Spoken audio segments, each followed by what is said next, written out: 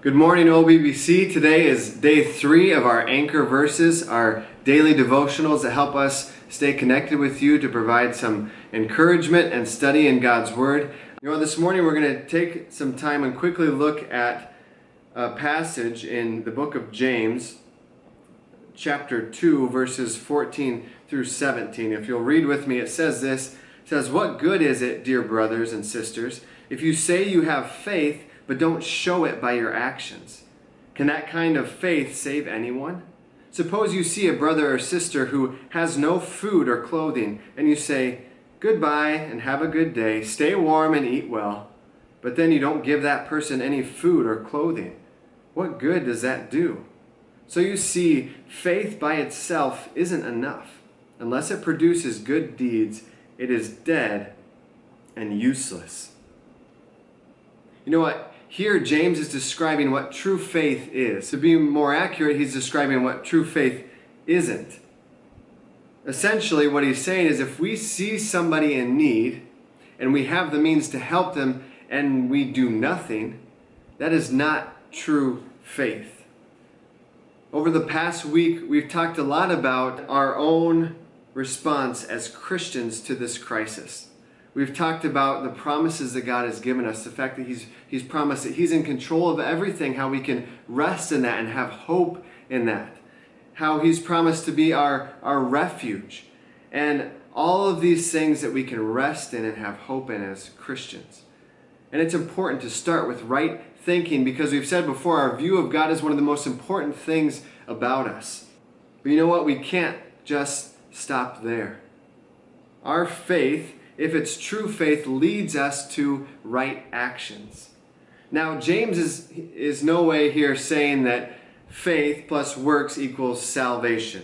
He's not saying that, but rather that works or actions flow out of a true faith.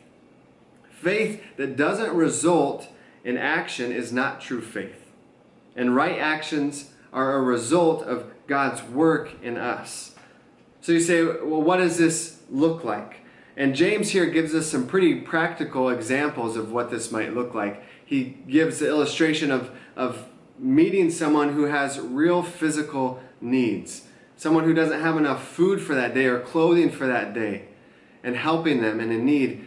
You know what the reality is, as we get up this morning and we go out to our jobs or as we interact with people today, most of us aren't going to come across someone who doesn't have enough food or doesn't have enough clothing.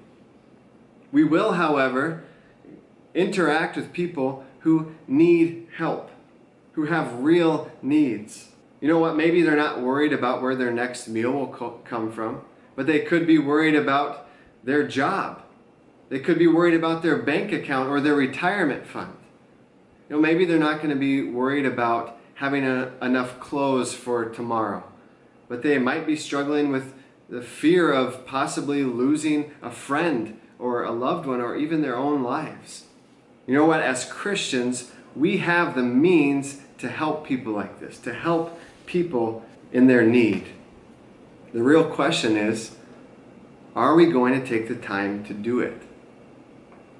You see, with all the craziness that's going on, we as a church here in Palau and as Christians, we have an opportunity, and I believe a responsibility to help people in need. My prayer is that our church would be a light here in Palau, or wherever you might be, that we might seek out those who need help and do whatever we can to provide truth or to help them in whatever way we can. My prayer is that we as a church might be a light here in Palau or wherever you are. You know what? We have the joy of sharing a hope that comes not from our circumstances around us. To be honest, we don't know what's going to happen tomorrow. We have a hope that comes not from circumstances, but from a God who is in control of everything. Not only is He in control of everything, but He's promised to provide for us and to care for us and to be a refuge during difficult times. This is the hope that we can share with others. Today I want us to think of practical ways that we as Christians can put our faith into action. Whether it's helping people around us with obvious physical needs like food or clothing, or something as simple as sharing the truth of God's Word with people who are living with fear and anxiety during this time. I hope that these verses are an encouragement to you as they have been to me. Not just an encouragement, but a challenge to put our faith into action.